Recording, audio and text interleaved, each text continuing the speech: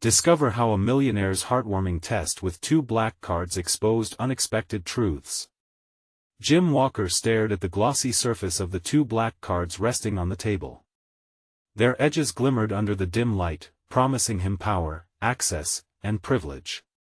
Just weeks after his father's unexpected passing, Jim felt both the weight of his inheritance, a booming family business, and a heavy heart for the values his military veteran father had instilled in him. Those values screamed that wealth doesn't define a man, it's how he uses it that matters. Could those cards replace the bedtime stories of honor, saying no to empty displays of wealth? Could they fix a community that had shaped him? That's when he made a decision that would change everything. He would live incognito in his childhood neighborhood for a month. Disguised as just another man grappling with life, with struggles, he aimed to rediscover who he was beyond his bank balance.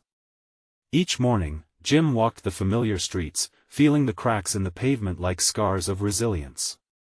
He passed by Mrs. Johnson's home and saw her struggling to keep the garden alive. He chuckled when a child raced past him, full of joy. It reminded him of his own childhood, giggling with friends, imagining lives beyond the horizon, like superheroes fighting battles of injustice. He missed that. But the truth struck when he watched Mr. Ramirez, who owned the local bodega, placing a hand on a young woman's shoulder, supporting her through a rough patch. The palpable warmth of their exchange hit Jim like a freight train. As Jim spent his days among his friends and neighbors, he saw their lives were not easy, battling the same storms while offering help to each other through shared meals, bottles of water on scorching days, and simple gestures that warmed the heart on bitter nights. Each small kindness fueled a growing realization: wealth wasn't a glamorous cloak, it was a pair of sturdy work boots, ready to tread alongside his neighbors. But everything changed when he found himself toe-to-toe with Carl, the owner of the infamous corner bar. Carl believed Jim was just another newcomer trying to play hero. "You don't know what it's like to earn respect here. You saunter in with your nice clothes, thinking you can fix what's broken. This ain't a charity, this is our life." The anger simmered, frustration palpitated in the air like static. Jim's heart raced. They needed to talk, yet all he wanted was to run back to his plush apartment where sat those shiny cards promising alleviation. Did it even matter? Before we continue, I need to let you know about something important that's happening. YouTube has been making changes to the system and many people are losing notifications from channels they follow. If you're enjoying the content, hit that bell and mark all notifications so you don't miss the next videos. And if you can drop a like, it really helps me with reach. Seriously, it makes a difference. Oh, let me know in the comments where you're watching from. I'm always curious to know who's on the other side of the screen. Now let's continue. Jim felt his father's voice echo in his mind. It wasn't about wealth, but the legacy of integrity. He weighed his decisions. Who was he now? Should he use these black cards to assert his influence, risking exposure? Or retreat behind the walls of opulence where life was comfortable but without meaning? A profound rush of emotion enveloped him when he realized all the riches couldn't change the anguish of witnessing his neighbor's struggle. As the month slipped into its final days, a moment broke his heart: a young neighbor battling to feed her children. If he had just stepped in sooner, one small act could have made all the difference. Understandably, his existence was a world apart, but could he bridge that gap? With time running out, he faced the hardest question of all: was he ready to sacrifice the safety of anonymity for the sake of a community that had given him his heart back? The sun dipped low as Jim lingered on the street, the shadows growing longer with each passing moment. The reality of his situation weighed heavily on him. He was no longer just Jim Walker, the wealthy businessman. He was Jim, a neighbor, a part of a fabric woven with struggle and strength. But soon, the fabric could fray. Time was slipping through his fingers.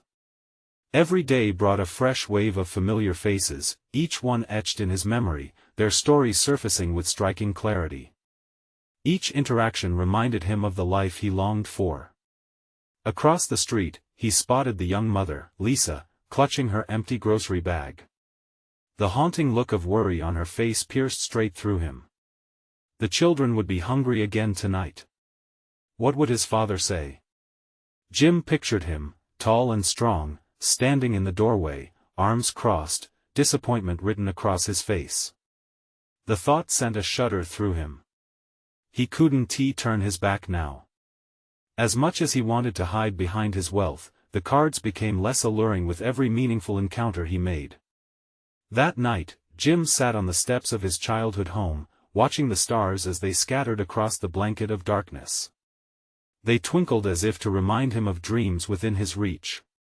A child's laughter from down the street echoed, and suddenly, he felt that spark he had long lost. He needed to act. The next morning, he woke with a new purpose coursing through his veins. He decided to visit Mr. Ramirez and propose a community dinner, a way for the neighborhood to come together, share resources, and most importantly, hope. He hoped that it could spark a change, a sense of belonging that every individual craved. Jim strolled into the bodega, heart thumping as he saw Mr. Ramirez. The old man was arranging snacks on the shelf, a frown etched on his forehead. "What brings you here?" he asked, the skepticism visible in his tone. "Mr. Ramirez," Jim began, steeling himself, "I want to help gather the community. A dinner. Food, shared stories, unity." The old man raised an eyebrow. Jim continued, "I know how hard it is for some families. If we could put together something where everyone contributes, I believe it could uplift spirits. What do you know about our struggles?" Mr. Ramirez challenged. His eyes narrowed, and Jim felt a wave of doubt wash over him. "I know enough, and I want to change things with you, not for you," he replied, conviction strengthening his voice. Mr. Ramirez stared at him, the silence stretching taut, wrestling with uncertainty. Finally, he nodded, cracking a small smile. "All right, but you're going to need more than good intentions. We want to see results." Days turned into a flurry of planning. Word spread like wildfire. People came, ideas flowed, and Jim felt the threads of connection tightening around them all. A vibrant poster adorned the community board announcing the dinner. "Together, we rise," it read. But with excitement came fear. Would they accept him when they found out who he truly was? Would Carl and the others see him as a fraud, a rich kid playing savior? The nagging doubt tugged at Jim's mind, but he pushed it aside. The night of the dinner arrived, fueled by laughter and the smell of homemade dishes wafting through the air.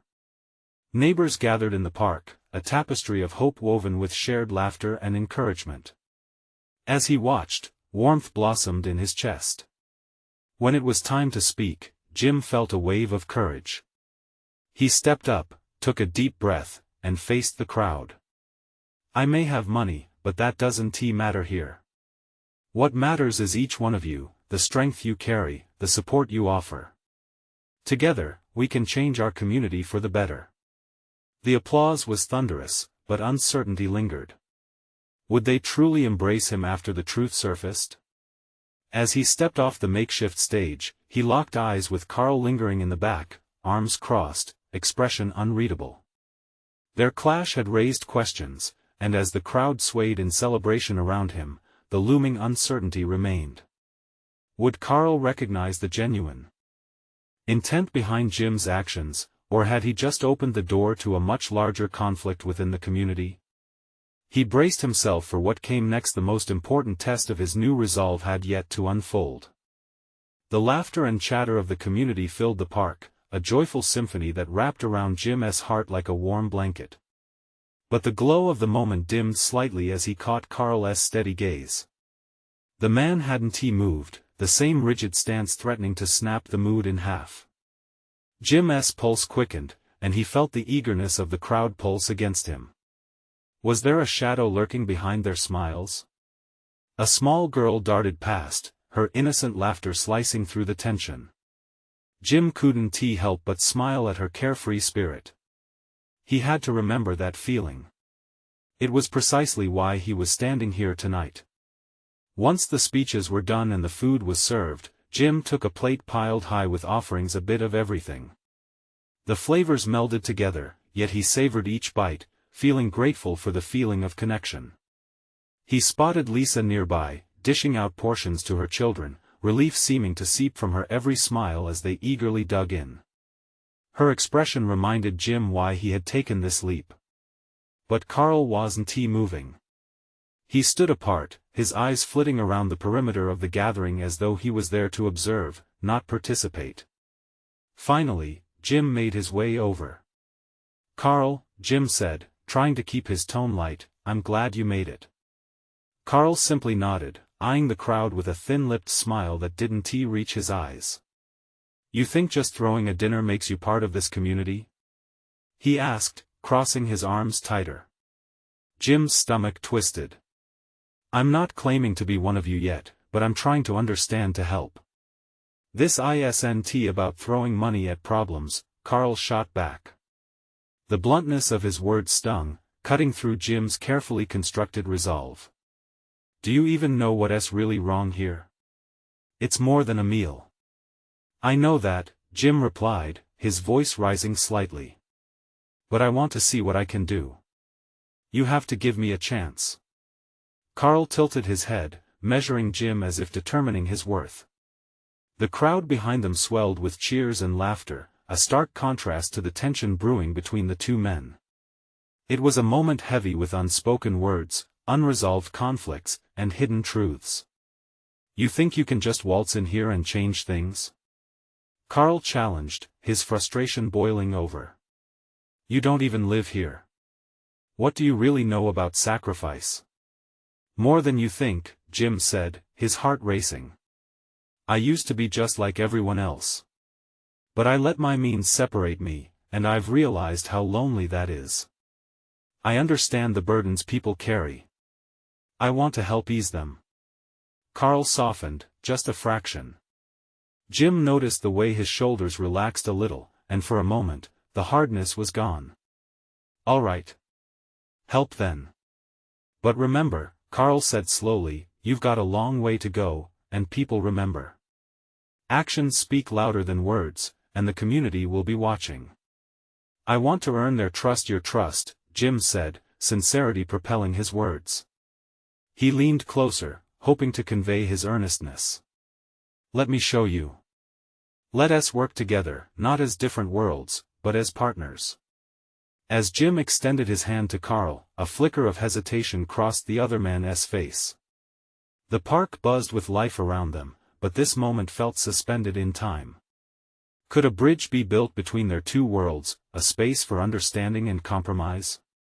Just then, a voice rang out from the crowd, raising to capture everyone's attention. Jim turned to see Lisa, her bright smile illuminated under the string lights. "Who's ready for dancing?" she shouted, invitingly. As music started to play, people joined in, letting the rhythm pull them closer. Jim watched Carl hesitate for a heartbeat, then finally uncross his arms. But would this be enough to bring down the walls between them? As the crowd began to swirl around them, Jim felt the celebration overtaking him. In the back of his mind rested the weight of uncertainty, the truth he had yet to confront. Carl had opened a door, but was Jim ready for the journey they faced ahead? He could only hope. In this chaotic moment of joy, one thought echoed in his mind: could he truly forge connections strong enough to weather the battles that lay ahead? The answer would reveal itself sooner than he expected. Jim felt the pulse of the music radiating through the air as he watched people take to the dance floor. Laughter rippled around him, soothing the remnants of tension that lingered in his chest. He glanced back at Carl, who stood at the edge of the celebration, arms crossed but toes tapping ever so lightly with the beat. Maybe the night wouldn't end in disappointment after all. Shaking off the heavy thoughts, Jim took a few steps toward the music. After all, he was here to mingle, to embrace the community like everyone else was doing. He joined the circle, moving alongside neighbors who were once strangers, their faces bright with joy. Laughter echoed and he found himself swept into a dance, an unplanned blur of motion and energy. But even in that moment of happiness, Carl's presence tugged at his mind. What did it take to truly earn his trust? Jim could hear the crickets chirping in the background, the subtle reminder that life continued outside this bubble of celebration. He was a newcomer, still trying to fit into a world filled with history and struggles he hadn't yet grasped. As he danced, Lisa beamed at him from across the circle, encouraging him with a playful wave. Her laughter rang like a bell, brightening the dark edges of his uncertainty. After a while, she stepped forward, breaking the circle. "Come join us for a moment, Jim," she shouted, motioning him closer to her family. Jim found himself a few feet from her, where her children were twirling about, reveling in the freedom of youth. He felt inklings of normalcy wash over him as they grabbed his hands, pulling him into their world. They laughed as they spun, and he couldn't help but chuckle along, the weight on his heart lightening. Their innocence was infectious, and he breathed in the full, rich feeling of being part of something. "Hey, you're actually really good at this," one of the kids shouted, as he fell back, laughing uncontrollably. It made him feel lighter, more human. But just as the pure joy of that moment enveloped him deeper, it was suddenly pierced when Carl abruptly stepped forward, his expression now a blend of curiosity and disdain. "You really think this is enough, don't you? A few dances and smiles?" he barked, capturing the momentum of the merry atmosphere with his sharp tone. The laughter around them quieted immediately, tension creeping back into the air like a thick fog. Jim held his breath, searching for a response. "It's a start," he said, keeping his voice steady. "Sometimes the little things matter more than you think." "Little things don't change the deep-rooted issues," Carl retorted, but Jim saw the flicker of vulnerability in his eyes, a curiosity buried underneath his harsh words. "No, they don't. But connection is what builds trust," Jim replied, his heart racing a little quicker. The tension twisted again, mixing with the remnants of music still humming in the distance. The circle around them had widened, people observing the budding confrontation, their breaths caught in a mix of anticipation and unease. "Trust takes time, I get that," Jim continued, glancing down the line of curious faces. "But let's find a way to work on it together." He held his gaze steady on Carl, hoping to bridge the divide that seemed to stretch endlessly. For a moment, Carl didn't reply. His brows furrowed in thought, and the crowd held its breath as it hung in a tension more palpable than any dance. The music still played on, mixing with the muted whispers of uncertainty. Would Carl take a chance on him? Things were shifting, but what would happen next? Jim's heart thumped hard, a mixture of hope and fear. He could feel the community watching, waiting for the next act in this unfolding drama. Would Carl step closer to that bridge, or would he retreat and re-establish the distance? In that muddled silence, Jim wondered if this conversation could become the turning point.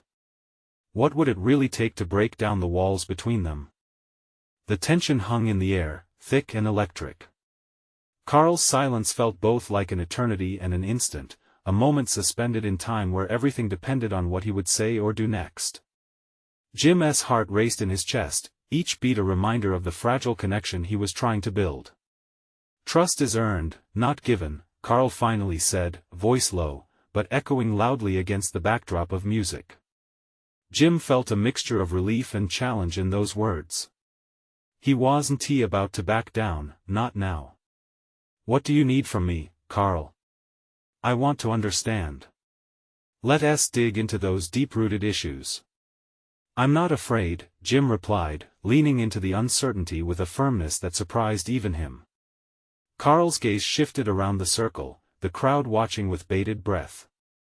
The weight of their attention felt heavy, but in that moment, it fueled Jim. He sensed that change was possible if they could break through the barriers. "Okay," Carl said, his tone lifting slightly as doubt began to wane. "But understanding isn't just about talking it out. It's about walking the walk." There was a fire sparking in his eyes, and Jim knew it was a small victory, the tiniest sliver of hope. "Fine, then. Show me what you mean," Jim said, stepping a little closer, feeling the energy of the nearby dancers flow through him once more. Where do we start? The music played on, filling in the spaces of silence that used to dominate their interaction. As Carl began to explain, his tone softened slightly. You think we're all just happy faces here at this dance? There's more to it. Streets you haven't walked. Stories you haven't heard. Jim nodded, focused on Carl's sincere expression, understanding that he was being given a glimpse into a world he hadn't fully appreciated. I want to hear those stories, he urged. All of them. Are you really willing to hear the truth? Carl said, scrutinizing Jim. Not just the pretty stuff. Because it's a lot darker than a dance floor. His voice was serious now, and Jim felt a shiver run through him, a mixture of excitement and apprehension coursing in his veins. Absolutely, Jim replied, with determination that came from a deep-seated wish to connect. He was ready to face whatever came next, to stand shoulder to shoulder with Carl, to truly understand the weight that resided in their community. But before Carl could respond, a sudden shout rang out from the side of the dance floor. A child had tripped and sent a nearby table scattering, drinks splattering everywhere. Laughter erupted from the crowd, breaking the tension surrounding Jim and Carl. Happiness surged back, stripping away some of the heaviness for the time being. Jim couldn't help but smile, the irony was not lost on him. Just as they had begun to dig deep, life threw a distraction. But in that moment of chaos, he felt Carl's gaze upon him, a flicker of something unguarded interlapping with the laughter. Was it acceptance? Maybe respect? Jim hoped this was just the beginning. As the mood shifted once again, he saw the kids rush over, offering to help clean up the mess. Their innocence underscored the spirit of community that seemed resilient against the more profound struggles Campbell had spoken about. Carl stayed close, observing Jim as he crouched with the children to gather up the disaster, laughter carrying their workload. It felt like a dance with a different rhythm, but one that resonated just as deeply. And just as they began to clean, Carl leaned in. All right then, we'll see how this goes. Maybe we can share those stories after this. Hope swelled in Jim's chest, brighter than before, a light pulling them together. But as he looked around the blooming camaraderie around them, he wondered, was he ready for the stories that would shake his perception, or would he find that the true dance had only just begun? The moment was fragile, and in the heart of the rapture, questions loomed heavily. Would he still feel the same toward this community once the truths crept out from the shadows? The energy around them shifted, and as the laughter faded, the atmosphere deepened with potential. Jim looked up to see Carl's serious expression, determination framing his features. There was still a wall between them, but now it was painted with vibrant colors of possibility. Let us regroup after this, Carl said, wiping his hands on his jeans after helping the kids. There's south more to this place than you think. The dance isn't just about the rhythm, it's about the steps we take when the music fades. Jim nodded, absorbing Carl's words. He was ready. He wanted to be part of the deeper rhythm, the one that connected the struggles and joys of the people around him. But the looming question remained: what would those stories reveal? As the dancers resumed their movements, Jim allowed himself to lose track of time. Bright lights twinkled overhead as the band played lively tunes, the atmosphere lightening again.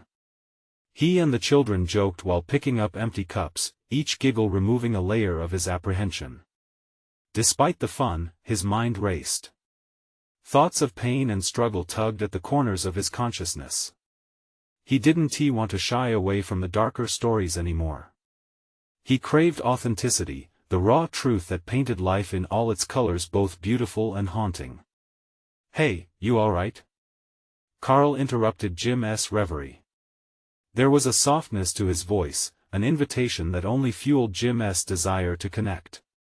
Yeah, just thinking about what you said, Jim replied, brushing a few strands of hair from his forehead. I wish I could understand it all, every step, every story. Then get ready, Carl said, his eyebrows raising. It's not going to be easy. You'll see things that challenge how you view the world. You might even feel uncomfortable. Bring it on, Jim replied, the fire in his voice surprising him. He wanted to step forward into those uncharted territories, to confront the shadows instead of hiding behind the light. As the chaos settled down, the music pulsed with a steady beat, drawing the crowd back into a familiar groove. Carl stood close with an expectant look. There's a spot over there, he motioned towards a quieter corner of the venue, away from the flashing lights. Let us go. Jim felt his blood rush, a mix of anticipation tinged with fear. What would Carl reveal? Was he ready to confront some hidden part of himself, a layer he'd never dared to peel back? With a small nod, he followed Carl. As they stepped into the side area, the noise dulled, and the two men found themselves facing each other, eyes locked. Here's where the real conversation starts, Carl said, his voice low but steady. This is where our stories matter. Jim swallowed hard. The moment felt monumental, a crossing into new territory.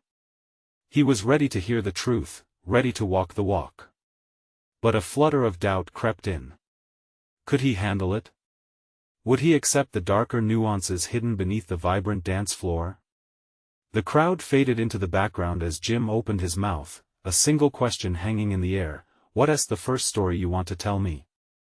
Carl's eyes narrowed, and Jim almost felt the weight of every word about to come, like a heavy setting sun casting long shadows.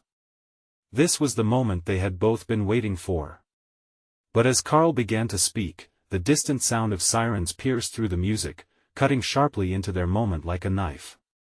What's going on? Jim asked, instinctively looking towards the door, uncertainty washing over him.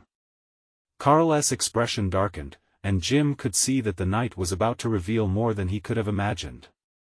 Were they prepared for the truth when it arrived, loud and insistent?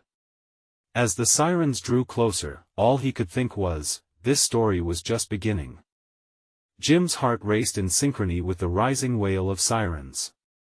Panic rippled through the crowd, a wave of uneasy whispers and nervous laughter. Carl's eyes darted toward the door, darkening as if a storm cloud had settled over him. What's happening? Jim's voice came out sharper than he intended, fear threading through each word. I don't know, but something's wrong, Carl replied, his gaze locking onto the entrance, concern etched across his face. As the pulse of the music faded, the cheerful atmosphere became charged with tension.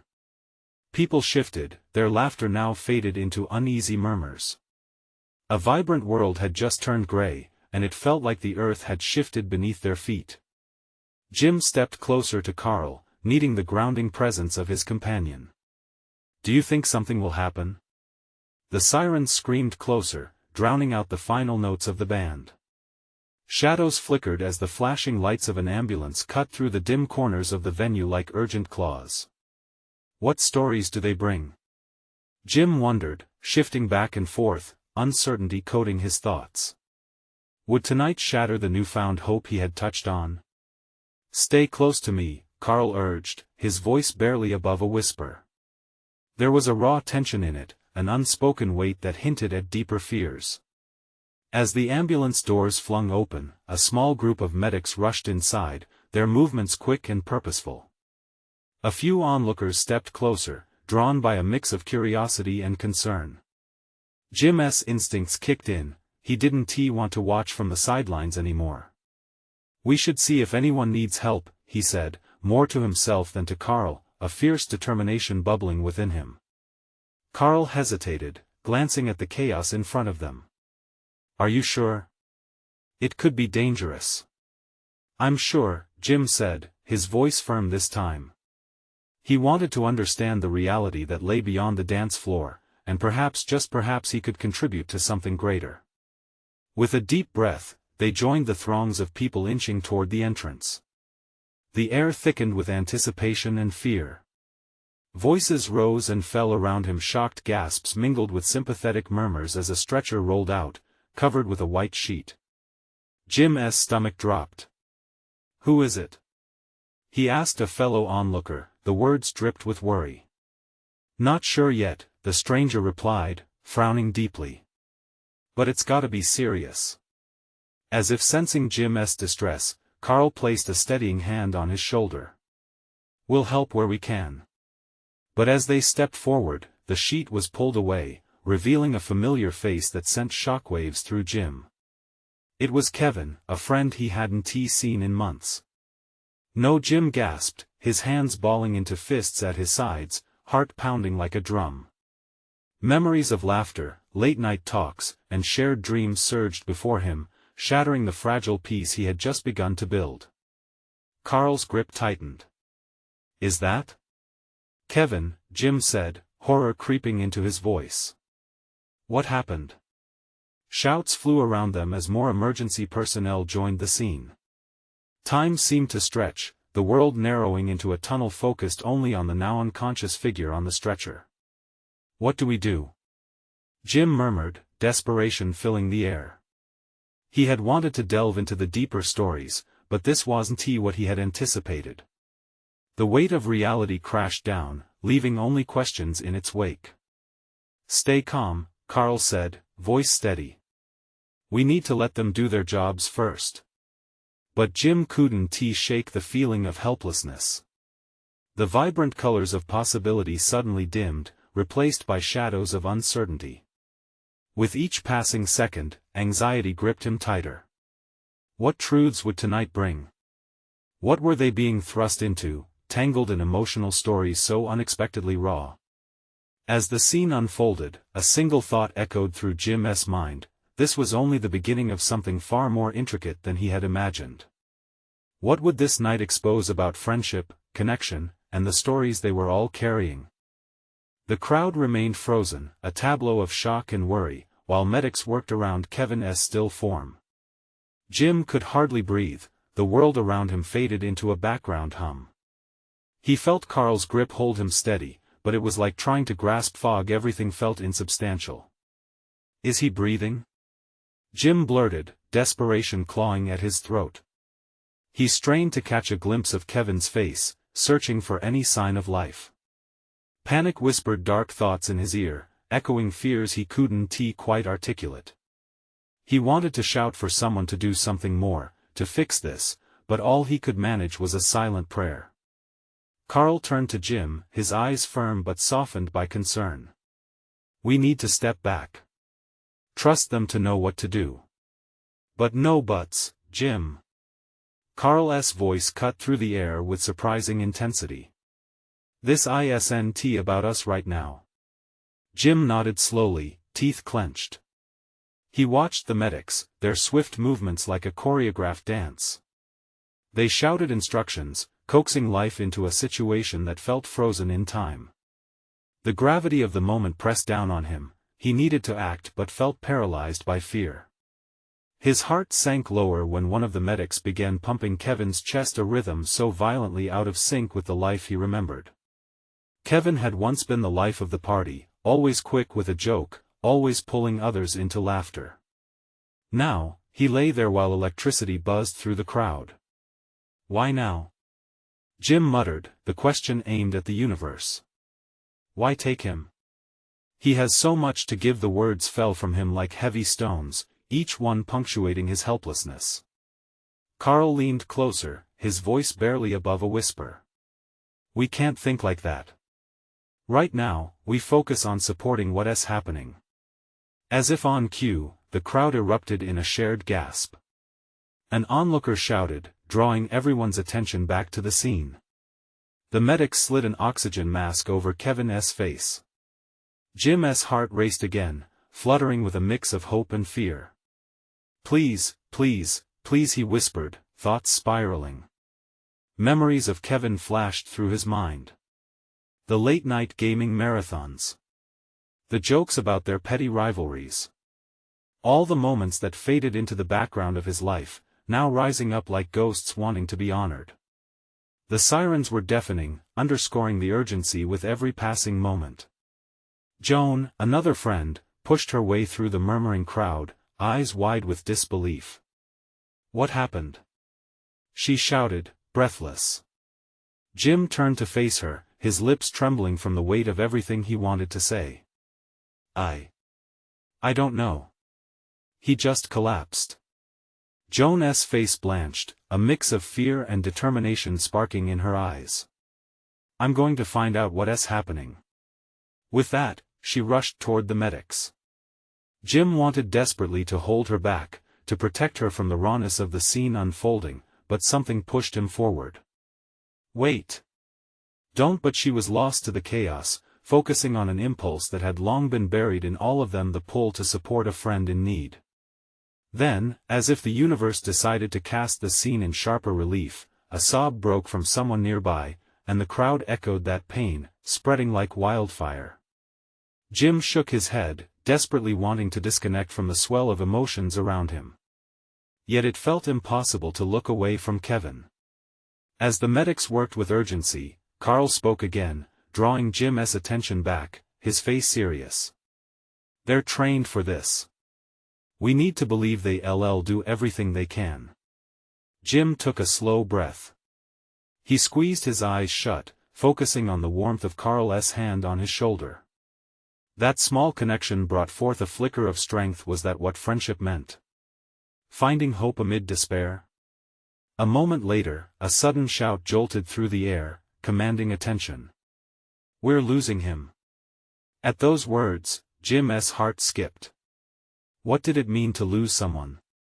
In a moment like this, everything felt raw and explicit. In that instant, hope and despair collided, fracturing the very foundations of what Jim thought he knew. What would happen now as they raced against time? What stories were about to emerge from the shadows? The air thickened with tension as the medics moved with clinical precision, their urgency palpable. Jim's heart pounded in his chest, each beat a reminder of the reality crashing in on him. Kevin was not just another friend, he was part of the backbone of their group, the one who always knew how to lift everyone's spirits. Now, a shadow hung over that vibrant essence, threatening to extinguish it. Joan had made her way to the medics, just as Carl moved to follow Jim's earlier instinct to protect. No, Carl. She needs to know. Jim's voice trembled with a mix of desperation and hope. The entourage of medics hadn't paused their frantic rhythm, but Joan's presence surged through the crowd like a lighthouse cutting through fog. Jim, try to breathe, Carl urged, his own anxiety creeping through his intense demeanor. Focus on what you can control. Control? All Jim felt was chaos and the gnawing sensation of helplessness. What if the words lodged in his throat like broken glass? What if they couldn't revive him? An explosion of memories bubbled through his mind, Kevin singing off-key at karaoke, the way he'd battle over which pizza toppings were the best, and that one time he had stayed up all night cheering Jim through a breakup. Each memory sharpened the ache in Jim's chest. The sirens outside grew louder, standing firm against the backdrop of uncertainty. Jim looked over, finally catching a glimpse of Kevin's face obscured by the medics, the oxygen mask casting a surreal shade across his familiar features. Would he ever smile again? Would they ever laugh together about anything trivial ever again? A loud gasp cut through the crowd, pulling Jim back to the moment. One of the medics looked over his shoulder, voice filled with urgency. Someone call a hospital. We need to move fast. The weight of that statement crashed down like a tidal wave. Joan stood close, her eyes wide and glistening. They'll get him there. They have to, she murmured, her voice wavering but resolute. But what if it's not enough? Jim blurted out, a bolt of agony shooting through him. What if losing him changes everything we are? The question hung heavy in the air, raw and unfiltered. Carl squeezed Jim's shoulder. Change is a part of life, he said quietly. It was a simple truth, but it felt like a betrayal of the precious time they still had with Kevin. The crowd murmured, fear weaving through their ranks like smoke. Jim felt the pulse of desperation from those who surrounded them. Tears streamed down Joan's cheeks as she whispered a prayer that mirrored Jim's heart. It was a reminder that they all felt it, the fragility of life and what it meant to come together, to fight for one of their own. Suddenly, a low cry broke from one of the medics. We've got a heartbeat. The words shattered the mounting tension, coursing through Jim's veins like a shot of adrenaline. Hope bloomed inside him, fragile yet fierce, battling the looming despair. He watched as the medics rallied, the rhythm of chest compressions echoing a promise. "Stay with us, Kevin," Jim shouted, the words trembling on his lips. His voice cut through the chaos, fueled by the sheer will to keep his friend alive. Time dissolved into a blur of noise and emotion. The crowd surged, a collective heartbeat, a unified force praying for a miracle. Jim's heart soared and sank in tandem. Would Kevin return to them?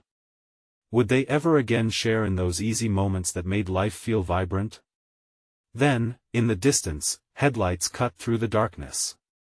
An ambulance arrived, ready to take Kevin to the hospital, back to a fighting chance. As they loaded Kevin onto the stretcher, Jim's eyes met Joan's.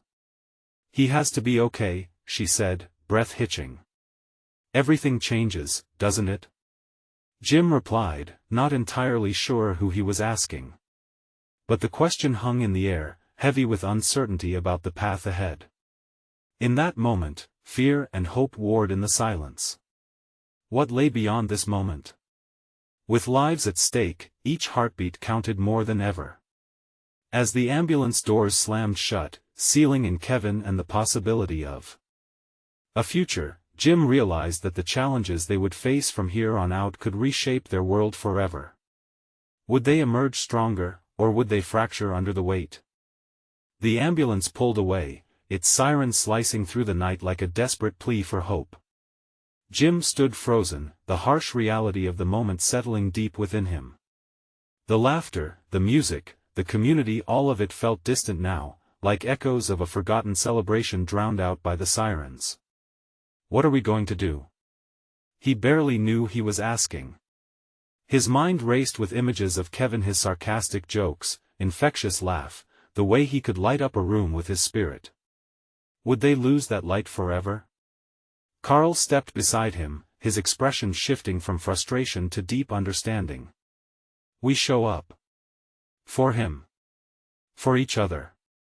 That's what we do." The calmness in Carl's voice became a balm for Jim's turmoil. "Do you think he'll be okay?" The question tumbled out, each syllable roasted with fear. "We have to believe he will be," Carl replied firmly, looking straight into Jim's eyes.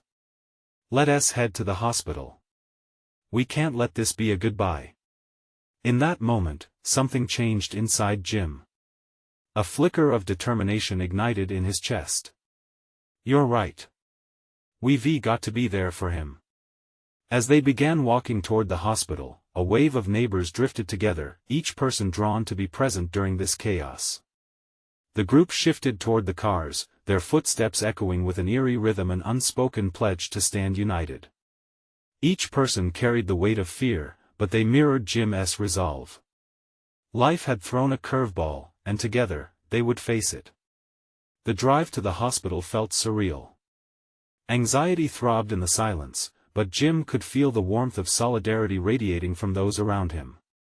Joan sat next to him, clutching his hand.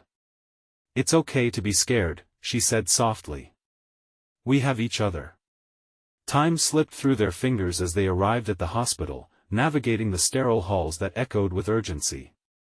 Frustration flooded Jim as he remembered how fragile life was and how quickly everything had changed. They gathered in the waiting room, leaning on one another, voices low as they shared memories of Kevin. Each laugh at a fond memory stitched a bit of comfort into the tension. Minutes morphed into an hour, and still, no news. Jim paced, his heart pounding. He could feel Carl's eyes tracing him, offering silent support, reminding him of the truth behind those words. Suddenly, the double doors swung open, revealing a weary doctor.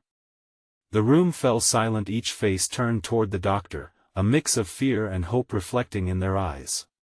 "Kevin is stable," the doctor said, relief flooding through him. "He has a long road ahead, but he's fighting." Cheers erupted in the waiting room, joy thrumming in the air. Tears streamed down Joan's face.